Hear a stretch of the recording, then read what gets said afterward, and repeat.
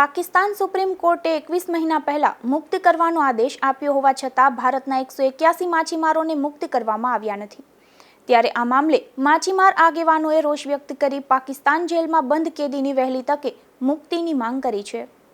પ્રાપ્ત માહિતી મુજબ પાકિસ્તાન જેલમાં વર્ષોથી કેદ એક ખલાસીએ પત્ર લખી જણાવ્યું છે કે દીવ, ગુજરાત, મહારાષ્ટ્ર, ઉત્તર પ્રદેશ, પશ્ચિમ બંગાળ તથા તમિલનાડુના માછીમારો મળી કુલ 181 માછીમારો રિલીઝ માટે તૈયાર છે।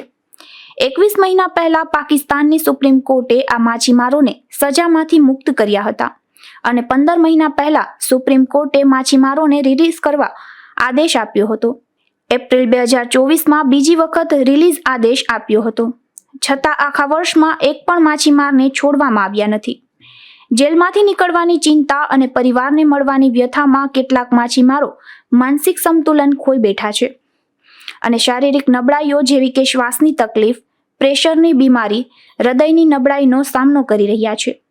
કેટલાક હૃદય હુમલાથી અને શ્વાસની તકલીફથી મૃત્યુ પણ પામ્યા છે।